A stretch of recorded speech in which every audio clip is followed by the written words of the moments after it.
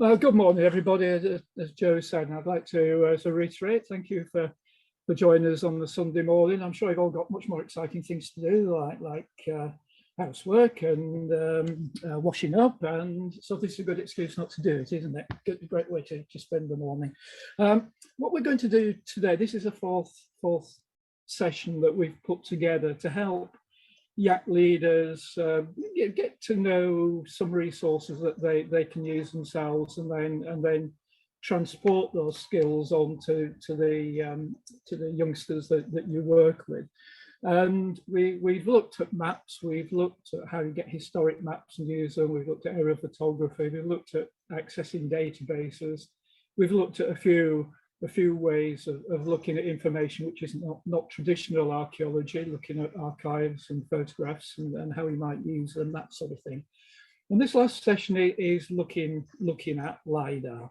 Now, this is a term that's entered the archaeological language in the last few years. One of the most exciting things that I think has happened in landscape archaeology terms, but it is one of those resources that archaeologists use, and we all use it in different ways. But it's actually a fantastic resource if you happen to be a geologist, for instance, or you happen to like just being out in the countryside and exploring it and look what's there and use it as a reconnaissance tool. There are many ways LIDAR can be used and is used in many and creative ways. But what we're really just going to concentrate on this morning is how we might use LIDAR in setting up projects for YAC groups. And quite importantly, I think in the way well, hopefully in the way we structured this session this morning, is to give you a little bit of background about LIDAR itself, to help you understand it more for people who don't know anything about it. It's useful to know how it works and what it does, as much as where you can get it. So the first part of the session will be a little bit of background about LIDAR and how it's created and what it shows and what it's good at and what it's not good at. The second part of the session, Mark will cover about where you can access LIDAR easily, freely and available, and on the websites, for instance. So in this first session, I'm going to try and make it easy. LIDAR is very technical, it's very scientific, and it's wonderful and very techy, but actually, in reality, it's very simple to understand. And what I'm going to try and do is take you through it in nice gentle steps, not to frighten you away from using it, but it's very useful to know how it works, partly because I also think it's great to know how things work anyway, but from the point of view of YAC leaders, to be able to explain it to youngsters that you happen to be working with, because as I find out quite frequently, youngsters have a way of asking you very embarrassing questions to which you don't know the answer. And it's quite useful to know at least some of the answers if you don't already understand or have worked with LIDAR. So first of all, the word LIDAR, it's an acronym for light detection and ranging. And it's like sonar and radar. It's a word that's entered the dialogue now. It is a word. It doesn't matter whether you sometimes see it spelt capital L-I, capital D-A-R. It doesn't matter how you spell it, how you put it down on a piece of paper. It's LIDAR. And we're used to seeing the sort of images you've just seen. They're very pretty. Go back to it. You can, that's Reeth in the Yorkshire Dales. You can use it to display heights. You can see all the lumps and bumps on the ground. You can see the buildings out there. You can see the river, and so on and so forth. It's a great way of visualizing landscapes and covering landscapes in a way that I wish I'd had about 40 years ago when I first started in landscape archaeology. The main aim in this session today is to, in reality, just leave you with a little bit more information that you might have had before you started. It's not a learning session. You don't have to write everything down. You don't have to remember everything. It's hopefully going to be a fairly gentle way of going through the process of LIDAR. And in the first session, I'll basically tell you what LIDAR is and how it works. And in part two, Mark will give you some idea where you can get it. So, beginner's guide to the language of LIDAR. These are 7 main terms I've picked out, which no matter where you encounter LiDAR, whether it's used by professionals in an archaeological context, geographers or geologists, or in the websites that allow you to access data, there are some words that keep appearing, and it's useful to know what these words actually mean to help you get to the LiDAR that you want to get to and use, and also to understand what you might be getting. What I'll do through this particular session is, whenever these words pop up, they're in red on the slides I use, so that we keep using and understanding what terms we're using. And I explain them as we go through. On the right-hand side is an image of LiDAR without any colouring, height banding in there at all. It's just like a grayscale image. To the uninitiated, it looks like a photograph to some extent. But what we're talking about with LiDAR, it's three-dimensional computer data modeling. That's what it is. It's not an image. It's an image produced from computer data. And that's where, to some extent, we're going to start this process. So first of all, how is LiDAR collected? Well, in general, the LiDAR that you'll be getting freely on the web and access to on the web is collected from aircraft, although increasingly now drones are used to collect LiDAR. That's usually for very small scale projects. The large areas are still covered by aircraft flying backwards and forwards with laser scanner or laser scanners on board. And as they fly up and down the country on predetermined paths, they have a laser scanner, which effectively sends out a laser pulse. But in that process, not just one pulse, it's about between 100 and 150,000 pulses per second are emitted by that laser scanner on the aircraft as it flies across. And on the image there, you can see an aircraft, out comes its pulse, its pulses, and as it flies along, it sweeps the ground with these laser scanners. And there really is no truth in the room whether it can scan your credit cards as it flies along. Believe me, if it could do that, I'd buy into it very quickly. It's just flying along, pushing out these hundreds and hundreds and thousands of pulses as it flies along. The laser pulse is light, and all you really need to understand in this process is that we know the speed of light. It's something very precisely determined. So all that happens on the aircraft, it sends out a pulse, it measures the length of time it takes that pulse to be reflected from whatever it hits back to the aircraft, and you can work out exactly how far it is from the aircraft. It's that simple.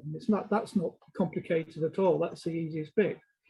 But what you have to do is know where that pulse is when it hits the ground. So as the pulse is emitted and received, it's meshed together with GPS, differential GPS data. That's highly accurate GPS data collected from satellites orbiting the Earth and transmitters on the ground, receivers on the aircraft. And to cut a very long mathematical story short, all that happens is that for each of those pulses that hits the ground, a three-dimensional coordinate accurate to millimeters now can be calculated for whatever that pulse hits on the ground. So effectively, we can create a highly accurate coordinated map of the ground from that flight that's collecting all that data. On average, for an aircraft that's say flying at 1,000 meters above the ground, the size of the pulse, if you could actually see it, which you can't, would be about the size of 30 centimeters, a small side plate, something like that when it hits the ground. Just gives you some idea. So this first term that we often say reply to LiDAR is resolution. If you read the Environment Agency website, for instance, and other websites that make LiDAR available, you'll see these terms. It's 1 meter resolution LiDAR, it's 2 meter resolution LiDAR, etc., etc. So what does that term resolution actually mean? First of all, it's dependent on what height the aircraft is flying at relative to the ground. Different slope angles on the ground. You get steep slopes, you get flat ground, you get buildings, you get trees, all things which affect what is actually mapped by the pulses as they sweep along through the landscape. But what it actually means when we say things like 2-meter resolution LiDAR is that on average, and it isn't an average figure, 2 of those pulses will hit an area of the ground that's 1 meter square. So if you look at your carpet and try and imagine, assuming you've got a carpet on the floor, but whatever floor you've got, if you look down, imagine what a meter square roughly looks like. If you see 2-meter LiDAR, approximately 2 points on a completely free run will try to model what's in that 1 meter square. If it's 1 meter resolution, on average, you would expect to get about 4 of those pulses hitting in that 1 meter square on the ground. And if you think about it, as I put on the slide there, if that's the case, then in a kilometre square, about 5 million points will be collected for 1 kilometre square. So you can see LiDAR is a vast amount of data that has to be dealt with. And so it goes on. The higher the resolution, the more information you will collect. Say, for instance, with 25 centimetre LiDAR, there should be about 16 hits on average in that 1 meter square. So you can see the more pulses that hit the ground, the better you can model it, and therefore the more you can see on it. So just to give you some examples there, on the left, you can see that 30-meter LiDAR, you can't see that much detail. The pixelation of it, effectively, you can't see much detail. But once you get to 1 meter LiDAR resolution on the right-hand side, you can see that the ground is being modeled actually quite nicely. This is what we mean by resolution. It's what you see at the end of the day as a user, based on the number of pulses that have been collected on the ground. So just to give you a real sort of archaeological example, here's a Roman fort up in Northumberland called Epiarchum. On the left-hand side, that's 1/2 meter resolution LiDAR. You can see quite a lot of detail in there at 1/2 meter. And if that was blown up even more, you'd see even more. If you look at the center of the screen, you can start to see actually quite refined detail for the barrack blocks. These are very low earthworks on the surface. There's the Principia there, and so on. Fantastic earthworks, ridge and furrow ploughing, etc. If we look at 1 meter resolution and compare it, you can see it still looks reasonably clear. But if you compare one thing with another, say the Principia at the center of the fort there on the 1/2 meter with how it's shown on the 1 meter resolution, you can see it's just a little bit fuzzier, but still visible. This is on the top right-hand corner is the bathhouse there at 1 meter. You can see on the left-hand side at 1/2 meter how much more detail you can see. It gives you some idea of how that resolution factor translates itself into the image that you will actually see at the end of the day. In real terms, 1 meter resolution LiDAR, which is what's usually available on the free websites, is perfectly good enough for most archaeological purposes and for landscape purposes that you might work with your groups. So the second term you'll see referred to a lot is a thing called a point cloud. And this is where we start to sort of understand some of the basics of how that data is collected. So if we go back to how that data is collected on the ground, on the left-hand side, the aircraft is flying along, pulse comes out of it. If there's nothing in the way, hits the ground, bounces back up. There's only one return, as it were. Comes out the aircraft, hits the ground, goes back, we can measure the exact point, therefore, using GPS, of that point on the ground. But if it flies over trees, the first thing the pulse hits will be the top of the tree. So we model the top of the tree. We can't actually see the ground down below it. But as the aircraft flies along, the bits of pulses might eventually get down to the ground through a gap in the trees. And we can model, at the bottom of the screen where my cursor is, a bit of ground just there. But we can't model that bit underneath because the pulse hasn't got through the trees. So in effect, a point cloud is a term used to give us a term which tells us that what we're collecting in LiDAR, this is the raw data, as it were. And it looks something like that in 3 dimensions. You can see there roughly. These look like trees, don't they? This is a 3D view. These things down here in the bottom right are static caravans. You can see all the laser pulses on the ground, you know, the individual dots on the ground. That's flat ground, nice high density collection of points. Bit thinner collection here where it's hit the treetops. And all these black bits are where there are no pulses at all. In other words, there's no information for those bits of ground where it's black. And this is what we mean by point cloud. And this is a term that's used a lot in LiDAR, and you can actually get this data from various websites, and you can use it and learn to work with it. But Mark's going to talk about that a little bit later on. This is the raw data that's collected by the aircraft. It's a series of points. It can only get the information for the points the laser pulse can actually hit and record. So just moving that on in steps, on the top left-hand corner, there's another point cloud, the raw data, as it were. We can create an X, Y, Z coordinate and convert them to values for maps, Ordnance Survey maps, i.e. eastings, northings, and height. The blue points are the points on the ground, the brown points are the points that are in the trees, and the white bits in this case are the bits for which there is no information whatsoever. Now, to turn that into something usable, to create the images, lovely images that we see with LiDAR, they've got to be created into a surface which is much more intelligible and useful to work with. So that point cloud data is converted into a rectangular grid in effect. And that's the image on the bottom right-hand side of the screen. So if we're working with 1 meter resolution LiDAR, i.e. the specifications when it was collected, the specifications of the equipment, the flying height of the aircraft, what the data was going to be used for, etc. If we're talking about 1 meter LiDAR, a 1 meter grid is created. Simple, it's very complex mathematics, but other people do it for us. So it creates, in effect, like a wire mesh. And on there, you can see a 1 meter grid in cells. And that data is mathematically modeled with whatever data it's got up there. And you can start to see, it starts to look a little bit like a surface with banks and lumps and bumps on the surface. And for nearly all the LiDAR that you might get access to on the web, it's this mesh surface which forms the foundation of everything that you see later on as images.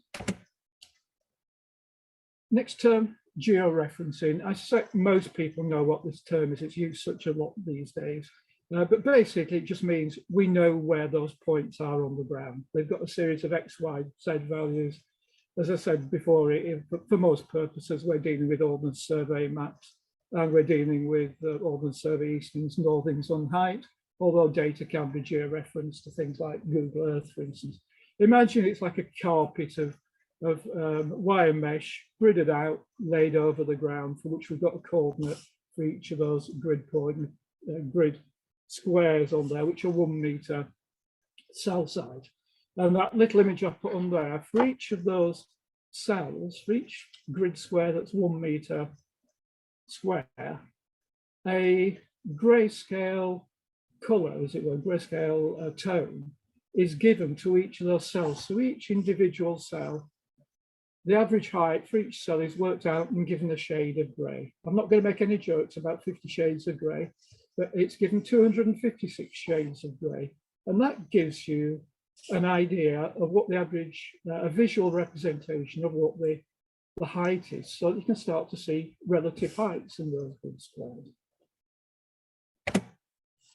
And that leads on to the next term you'll see, which is the language we use about the type of data once it's been converted into grid squares. And that's a format called ASCII. I've forgotten exactly what the ASCII stands for. Mark will probably be able to clarify that later on. It's a standard data format for grid data.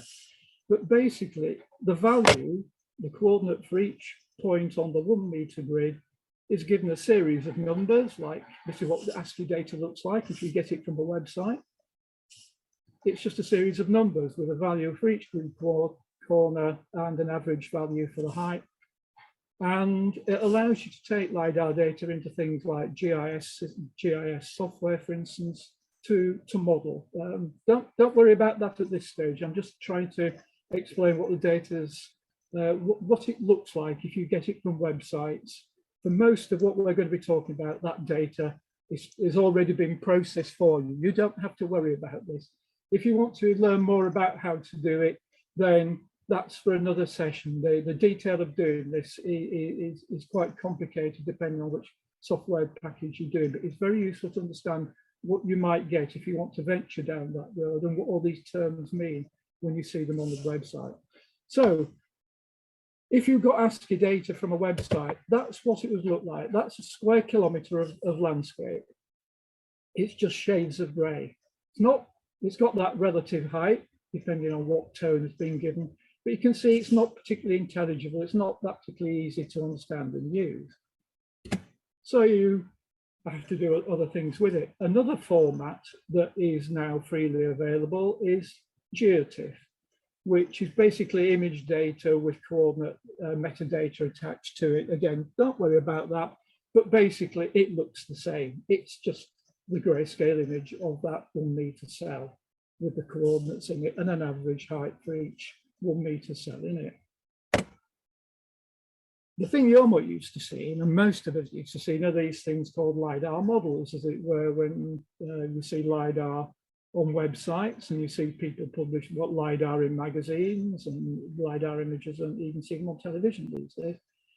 That's what it looks like. But to get to that stage, it's got to go through an intermediate stage from that ASCII or that Geotiff to an image you can see.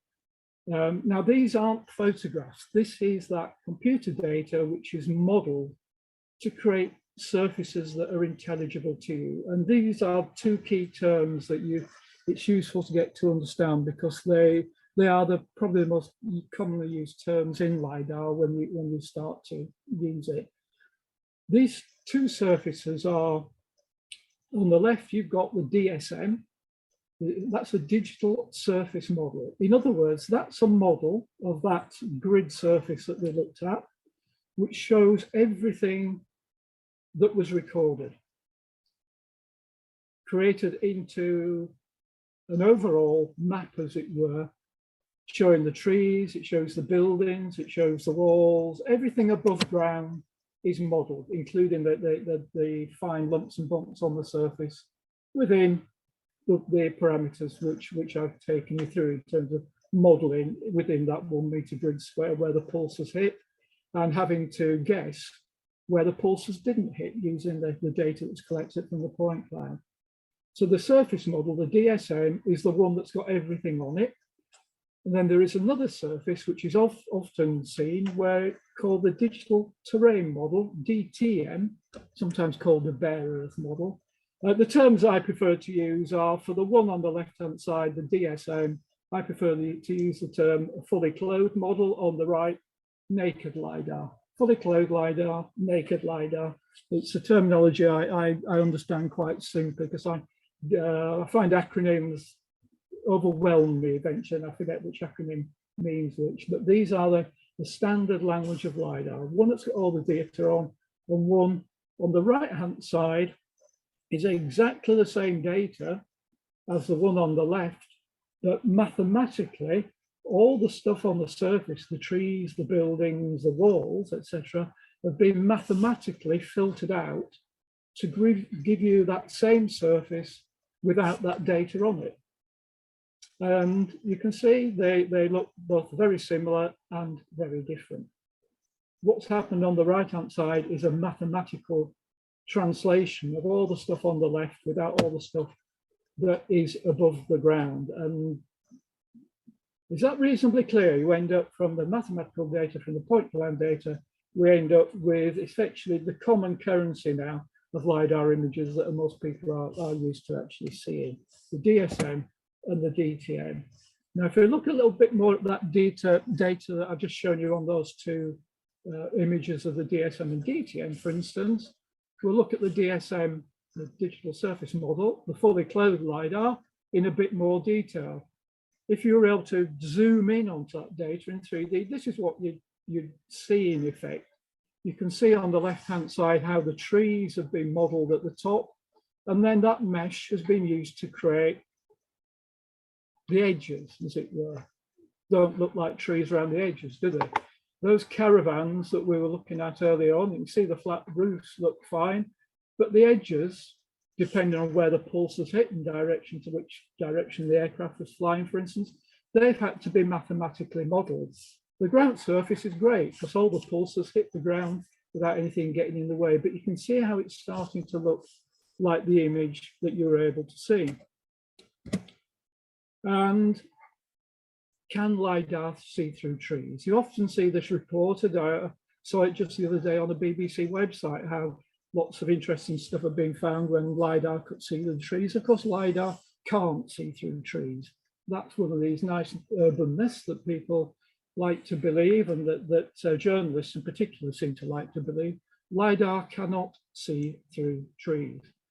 What happens, as I hope that you got the drift earlier on, that the pulse can get through the gaps in between the leaves, and it can get in between the gaps between the trees, but it can't go through the leaves, and it can't go through the trunks or the branches or anything else that's solid. If it's something solid, it bounces back. It's as simple as that. And this photograph, I think, illustrates it quite well, because if you're looking at a surface below the trees, the only bits that the LiDAR pulse will be able to model are the light bits where the light has penetrated. The dark bits, you wouldn't be able to get or make a model of that surface except by guessing between, mathematically guessing between the light bits what the surface looked like, which means that you've got to look at data inwards with a slightly different view, in that LiDAR is doing its best to model the surface below the trees if you strip them all off. It's making a mathematical guess with the data it's got. Nevertheless, it's an incredible tool for effectively removing trees from the landscape in LiDAR, but you have to accept there are certain limitations depending on how thick the vegetation was and the tree cover in the first place.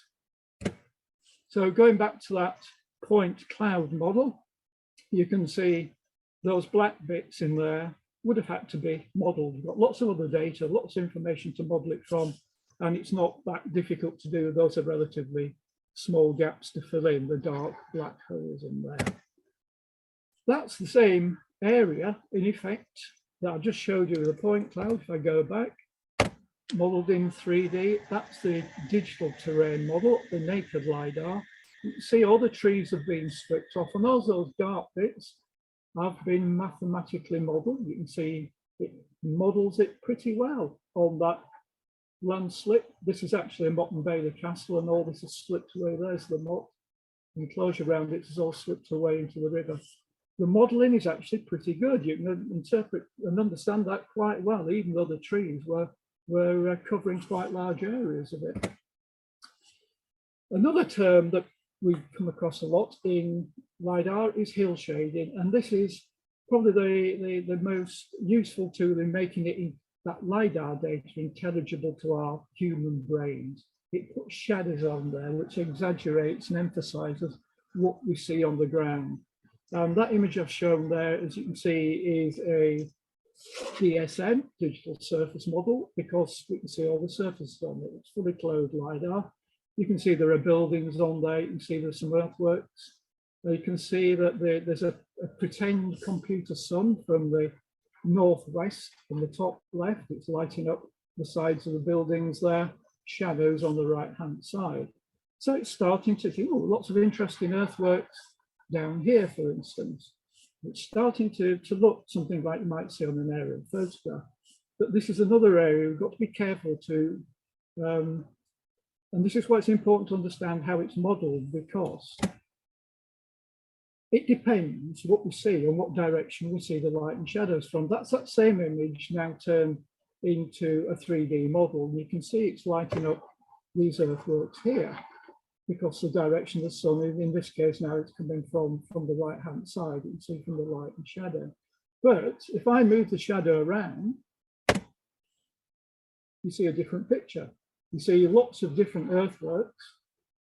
These are a series of medieval fish ponds, by the way. If I go back and flick between them, you see what happens. Some things appear and disappear.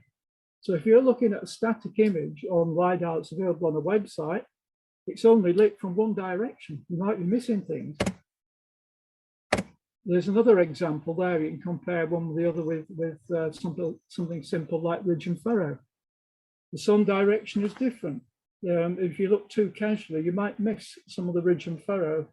So you've always got to be aware that the LiDAR that you see that's been processed for you and is available on the web has been processed by somebody else, by an agency or an individual. And then if it's got hill shading on it, and it's only come from one direction, it might not be showing you everything, even if there aren't any trees, even if it's flat ground. But there are other ways that LiDAR can be presented to you and helps unravel some of that shadow deficiency, as it were.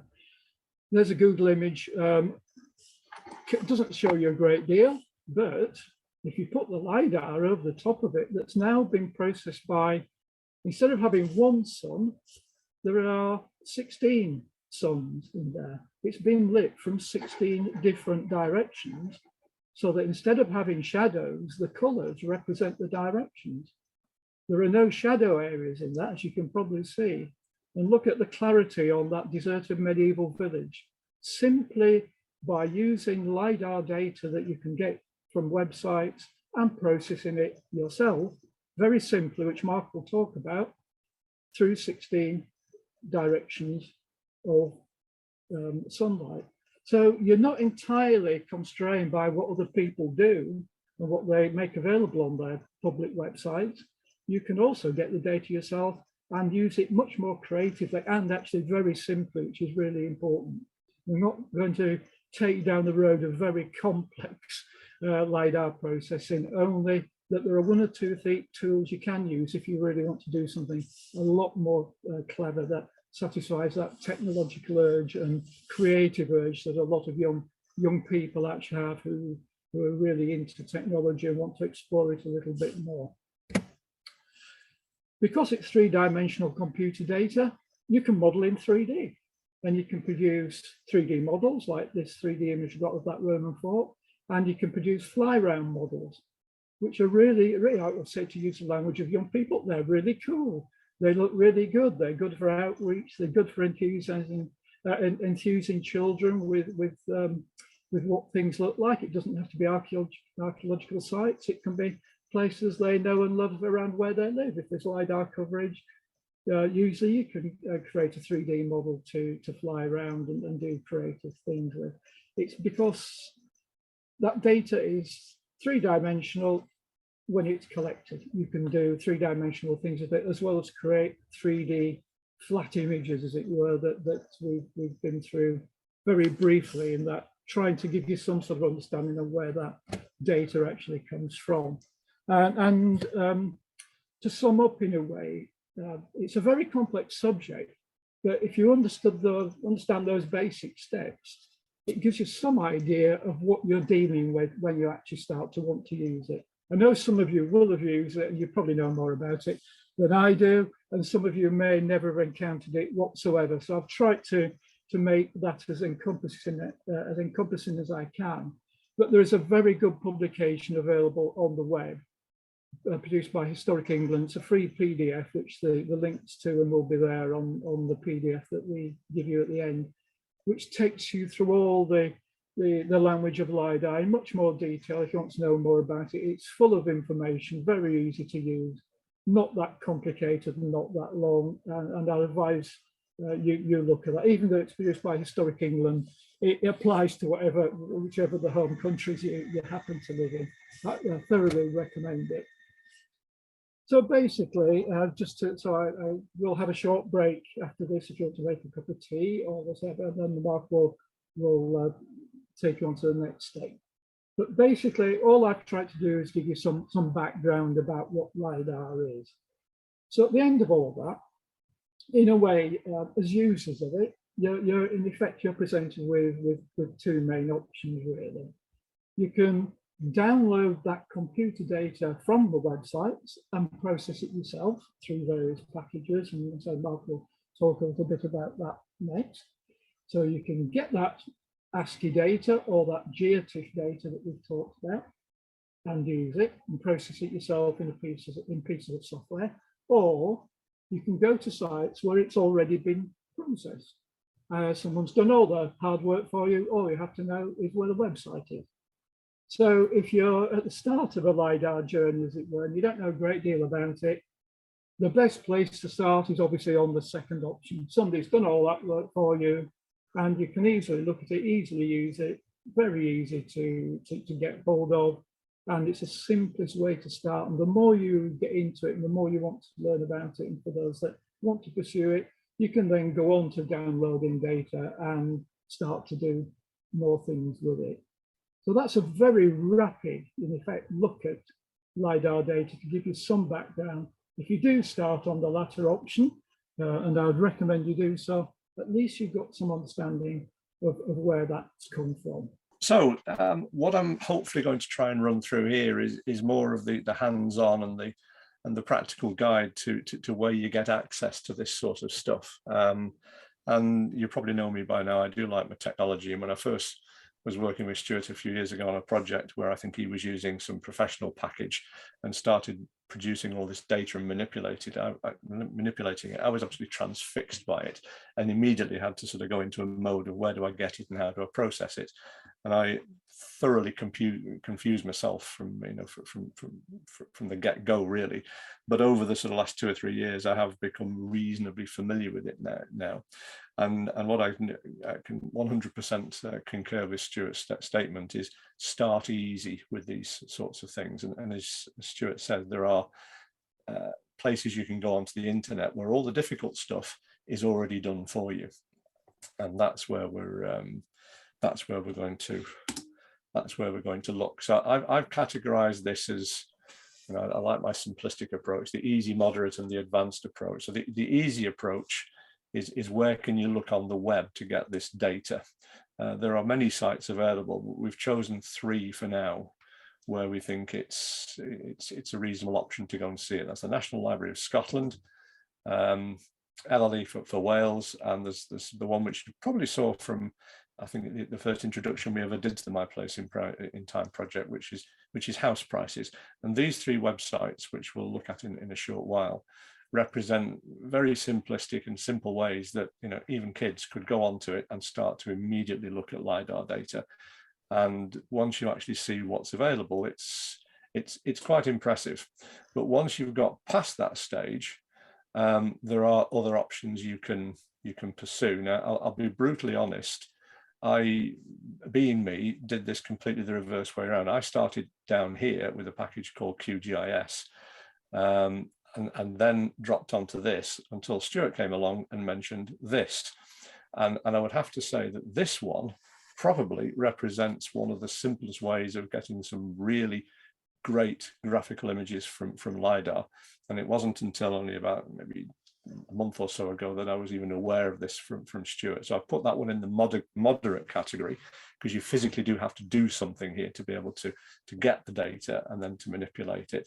And then if you really want to go to the nth degree and put various layers and overlays and all those sorts of things in the advanced section, then there's QGIS that you can look at for that.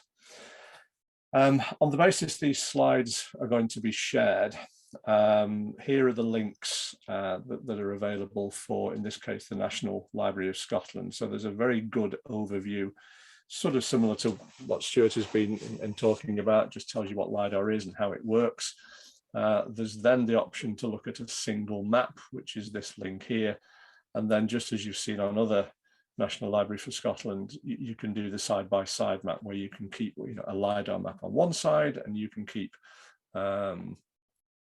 see if I can turn that on, and you can keep the two maps side by side and see what's going on there. So what I'm going to do is take my life in my hand at the end of the slides, and I'm going to try and run through a demo of this National Library of Scotland, because it's probably, they're all very simple to use, and once you've used one, you'll be able to use the rest. But I'm going to try and do a sort of live demo on this one. But again, just from the point of view, when you're looking at the slides at your leisure later, this is the overview page. I'll just to make sure you're looking in the right place. If you then drive it, as I'm going to show you how you do it, which is using all these menus down the left-hand side, you put a search criteria in, you turn on a background layer to look at the specific LiDAR. So up there, you'll see I've got the background map is the digital terrain model, 50 centimeters, 1 meter from 2019 to 2020. And the area is a place called, well, I searched initially called for Slaggyford, which is up near the Roman fort, where Stuart was showing us the data before. And there you can see straight away, there's the same fort in LiDAR, and there's an elevation model because obviously you've got the height shown in the different colors. And that's just literally by typing in a place name, setting the background map, and altering this transparency layer. You can see pretty much straight away all of the ridge and furrow down here. You can see the Roman fort here. It's just immediately accessible and so simple to use. If you wanted to just take things to the next level a little bit, this is where you go to the side-by-side map. So in this instance, you have the same image on the right-hand side, and you can see it against a map on the left-hand side. Now, it's not a downside, it's just an observation for those, because it sort of caused me to think for a little while. These maps on the left-hand side are, by their very nature, historic maps. I don't know which one particular I've got. Well, there we are. I've got the OS 1-inch map from 1885 to 1900. You can change this to whatever you want, but you won't find any of the current modern maps there. But it's quite interesting to look at these in comparison to some of the old maps as well. And you can click and change these overlays on the fly as you look around. And just it depends on your particular preference, but this is a decent bottle of Chardonnay or 2 good cups of coffee just to spend hours, because once you start looking at this, you then, the mind starts to, I wonder what that would, maybe I should look here. And you start doing the comparisons, and suddenly you find that 2 or 3 hours can just pass by, without any time at all. So that was National Library for Scotland. The next one is, I'm not going to try and pronounce the Welsh because I'll just embarrass myself. I'll just say LLE. It's the Welsh one. Again, similar for the slides. When you look at the pack later, you have the overview slide, and then you have 2 ways of looking at the data, but the one I recommend is the beta map browser that they use. And again, here's the link for it. So those are the ones that you can click on when you want to be having a look at this later. There's an explanation about what LiDAR is. It gives you details of all the various data that's available, and is just a nice gentle read through before you actually dive off into this bit here, which is the map browser. And this is a very similar approach to how NLS works. And it depends where you're looking. Obviously, it's for Wales, this one. I just happened to pick Beaumaris because I know there's a castle there. And what you end up doing is, again, selecting your place, or you can just use the map directly and zoom into the place you want to see on the map itself. And then against that, you then get all of these potential active layers that you can look at. Now, it may well be that all those active layers are not available, and you'll click on one and nothing happens. It means that there is no, for example, 25 centimeter available for the area that you're looking at. So for this one, I've picked the 1 meter digital surface model. You can see the castle neatly down here. But if you were to overlay this with a map, and again, you can do this in your own time, change the transparency level, you can see an up-to-date map on this one, not just a historic one. And there are various things starting to come in. What on earth is this and this? Stuart will probably laugh at me now because it's probably some rugby field or something like that. But these details, trust me, if you look on the basic map, you won't see. But it just gives you the option then to flick through and change all of the data sets that you might want to see of interest. Clearly, based on what Stuart said, that the better resolution, go for these, but be aware that just because it says it's an option doesn't mean it's available. So that's the Welsh one. The one that we used on the introduction to the My Place in Time project, which is arguably the most visually impressive, at least, is the house prices site. And there's the link for it.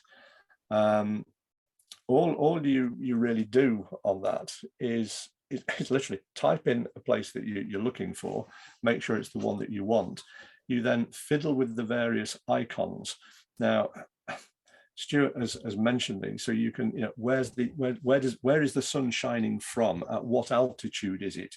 How many shadows do you want? So you can actually, pick the place that you want, fiddle with these sliders until it looks the most, dramatically appealing and the one that's going to, really, engage with people. And then once you've done that, you end up with an image like this. So I'm not going to do it live, but because this is only an image anyway, but these are the icons you can change. So the angle of the sun, the height of the sun, shadows, no shadows, all those sorts of things. This is Avebury Stone Circle, and you can see it quite nicely. But the interesting one is this at the end of it. If you then press that, it's a little bird. It's a fly around. Now, I don't know how this is actually going to turn out. If I hit the space bar now, you should start to see this thing moving around. And that is, I think, quite visually impressive for somebody who, literally goes to a website, picks a place, fiddles with some icons, and that's immediately what you can do. Granted, it's the DSM, as you can see, it's a surface model, but straight away there are many, many things that you can look at there with relative ease and little background knowledge. Although obviously what Stuart has been through will certainly help in that process. So those are the three easy steps. Those are the three websites. These are places you can go and it's just all done for you. Somebody's processed the data. If you then want to go sort of up a notch, you then have to go and get your own data and do something with it. And that was in the moderate step and within the difficult or the advanced step. But both of those do require one fundamental requirement. They need raw data, so you have to go and get the data yourself. Now, maybe it's just me being a little bit thick, but the place you go and get it is the DEFRA website, and there's the link for it. I've given some rough instructions on how you do it, but just be aware, when I first started to use this, I didn't find it terribly intuitive as to how you actually got the data. Once you've worked out how to do it, it is actually quite straightforward. It's just not necessarily immediately obvious. And what I've done in the next slide is just created a short video of the process so you can see how it works. So this is the landing page for the DEFRA website where you get your data from, and you'll be presented with a wonderful map of the United Kingdom. And it's straightforward. You type in a name here, or a place name. Hopefully, if you find it, you click on it. You can then zoom to the area that you want, and then it gets a little bit interesting. And as I start this video, I'll try and talk you through it. So what happens here is, again, you type the name in the location. So I've just chosen a place called Dunster, which is a place that myself, Stuart and Penny are very familiar with from other projects. There it is. You click on Dunster. The map pops up there. You could now zoom in to the area that you wanted. I didn't particularly bother to, but here's where it gets interesting. That little symbol there is where you draw a polygon. So you then make 1 mouse click, 2 mouse clicks, 3 mouse clicks, 4 mouse clicks, and then double click and it turns yellow. And that's the data that you now want to check. So you go down here and say, well, what information is available? So let's check for the tiles. Now this usually, it can take some time, depends how busy the site is or how your internet connection is. But after a short while, and this is in real time, so this is how long it took to come back with that, you will then get an indication of the data that's available. And as you can see, in this case, it was taking some time. So there you are. So those are the options. And what I've done, LiDAR composite data, there's a digital surface model available. If you click on it, there's also DTM. There's various other ones, but I would recommend the composite DSM or DTM, depending on which one you want. So I'm going to go for the terrain model, the naked model. The year is available for 2020. The resolution is available 2 meter or 1 meter. So I'm going to go for 1 meter. And at that point, it then says, well, download your data. So you click on that, and in Mac terms, there's that little piece. That data is now downloaded to my PC. So I have the raw data that I can now do something with. Now that looks quite straightforward, but it was just this, how do you get the data? And it basically is, is you use the mouse, so you do a 1 click, 2 click, 3 clicks, 4 click, define an area. You can draw a polygon if you want, but I just pick a square. And what it will then do, if you notice, this is a national grid reference, it will give me the data for all of this square, not just that little bit. I'll get the data for all of that grid square. So you've got your raw data. Now, this one is, as I say, quite a revelation when I got the information from Stuart about this. I recommend you have a look at the site. It's from the Czech Republic, and it's called the Relief Visualization Tool. It's a very straightforward and simple thing that you use. You download the latest version. The snag is it only runs on Microsoft Windows, and seeing I'm an Appleaholic, I do have a small Windows laptop over there, but it's a very sort of underpowered thing. But even that manages to cope with this quite well.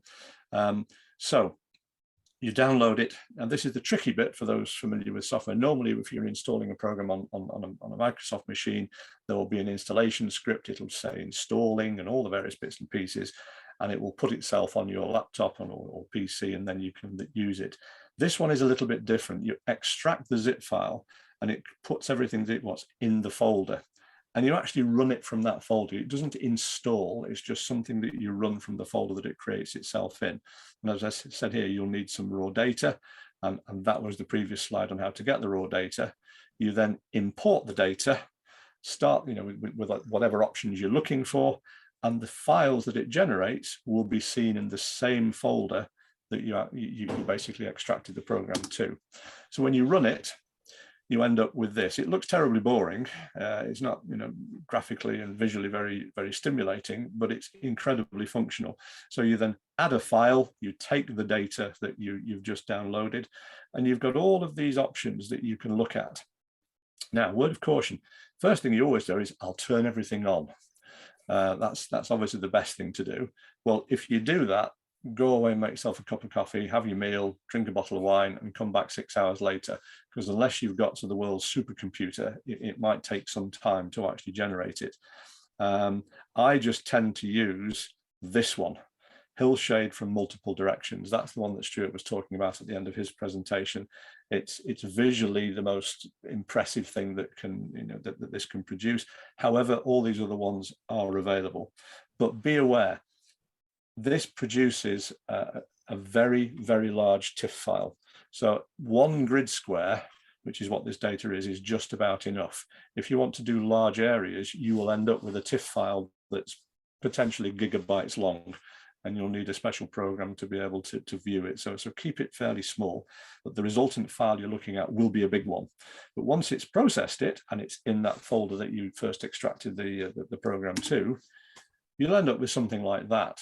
Again, all I did was I extracted the program, I downloaded the data, I clicked hill shading and said run. I came back about 20 minutes later, and this was waiting for me. So as Stuart said, this is the hill shade red, green, blue one, which gives you 16 different directions of hill shading, which are all represented by the color. This is in Dunster, the same image that I was showing you before. You can see the castle area here, the ridge of the hills around here, and all this detail. I think that looks pretty damn good, and if you've got some kids who want to be able to produce something that looks impressive from the start, and they've got an aptitude for using laptops, which most of them have, and they're far better than me, they'll be able to do this in the sleep relatively straightforward, and the results, as I say, can be quite good. Well, and I think this one I do rather like. So that's the moderate, and we then move on to the advanced. Now, we're more or less out of time anyway. This was never intended to be a full instruction on how to use QGIS. I've been using it for about 2 or 3 years now, and I've barely scratched the surface. I'm just about competent to be able to get the basic data in and do things with it. But if you've got somebody who is that way inclined and really does like to get involved in the technology, it's formerly the quantum graphical information system. It's like the open source version, just like the previous program. This is entirely free, doesn't cost a penny. You can download it, you can install it, but be aware it is quite complex. There are hundreds of options which you then need to look at as to how you do it. But if you want to go down that route, then you can. But this session is not supposed to be an instruction on how to download, use, and get the best out of QGIS. But once you've done it, these are the sort of things you can do. So this is just a straight screen grab of QGIS, where I took that same data that I used in the previous package, and I've overlaid it with OpenStreetMap, and you can change the transparency so that you can just see. I think I set that to 15%. So in the background, these colors and the street, the streets there you can see, and the town name are just there in the background, but overlaid is the QGIS data for hillshade, multiple hillshade, and you see the same level of detail on that. It's not colored hillshade.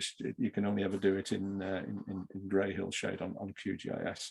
But nevertheless, it looks, it's quite impressive, and you'll lose quite a lot of time working out how to drive all of this. But once you're familiar with it, it's a great tool to be able to be very flexible with. You also have different options for the models. This is the hillshade model, and for exactly the same data and pressing a different few buttons, you can end up with this one, which they call the single band pseudo color, which is basically an elevation model. So again, I've overlaid that with the street map, so you can see the streets in the background, and all this shows is the heights represented by color. So red is higher, blue is lower, so you can see where the hills are, where the top of the castle is, etc., etc. So that's QGIS, which is not for the faint-hearted, as I would say, but the program is free and the data is free, and if you've got the time to go and have a play with it, then I think it's something that's well worth a look.